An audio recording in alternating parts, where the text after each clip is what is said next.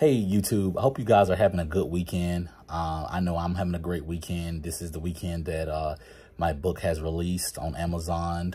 Is how I started an NEMT business with $800. And you can find it basically by putting my name in on Amazon. But I'm excited. It's been a good weekend. A lot of people's reached out to me, and just having a ball and a blast with what I'm doing here on YouTube and Facebook and every other avenues as well. But I just wanted to touch bases with you guys on something. You know, the question that has been coming to me several times is, can I just buy a van and put a ramp in it and convert it over and build my own ramp onto the van? Well, guys, that was one of those things I asked when I first got started, and unfortunately, you cannot do that. That is pretty much setting yourself up for a lawsuit in the event that something was to happen. So your best bet is to either find a van that's already been converted, because of the fact that if you take a van, say, there's so many vans on the internet that are cheap, like a Dodge Caravan, and you get someone to put a ramp in it, guys, like a metal ramp, as I've had one person that I was helping with transportation a while back. He did it before he even consulted me with buying a van. If in the event you get out here and you put someone in the van, as the floor is not cut, it has to be cut and raised up. If something was to happen, you guys could be personally liable and be sued by, an attorney would eat that up in court, and you will be held liable and you will be sued. That's not what we really want to hear, but it's just the way it is. There's no way around it. It is what it is. So, guys, a lot of people say, well, if I can't do that, if I can't just put a ramp in there, I'm just gonna, just do ambulatory.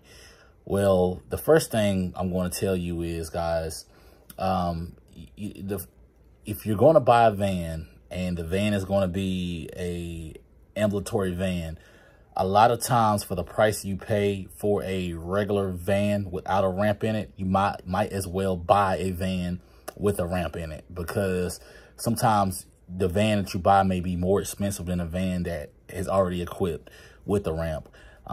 In the U.S., a van, has to be modified by Braun or VMI or all the other conversion companies to be approved by the ADA compliance. And that's where you could be sued, is if you don't have a van that's compliant or especially approved. Because a lot of times when these vans first come out, they take these vans to the factory, Braun or VMI, and they convert those vans. They cut the floor out, they lower it, or sometimes they also put the suspension a certain way. So that's the way it is to be outfitted for these special operations and, transportation and stuff like that. So if I were you, I wouldn't do it. You're setting yourself up for failure if you buy a van and put a ramp in it. It's not the way to go.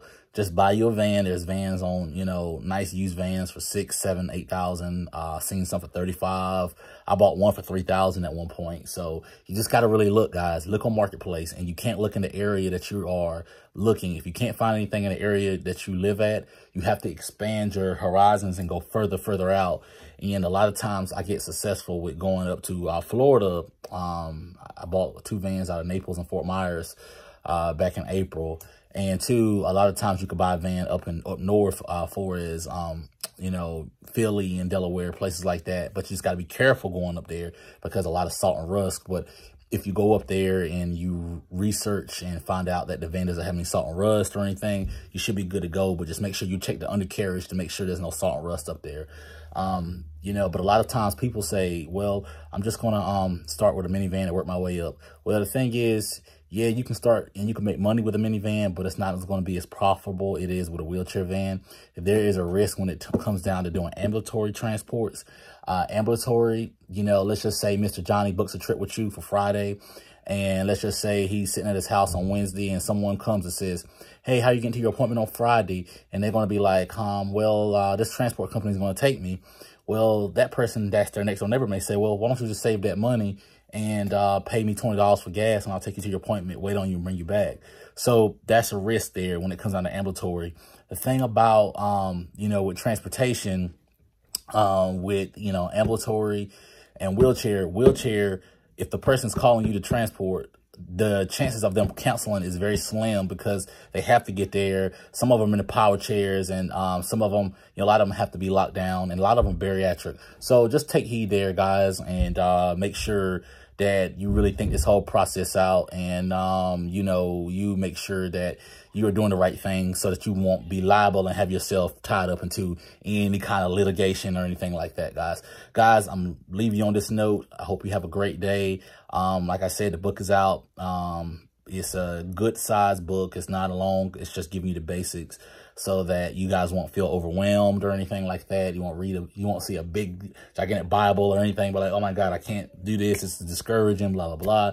So just go on Amazon. Either you can put how I started an NEMT business with $800, or, you know, my name, Trevay Wilson, search, and you can find the book.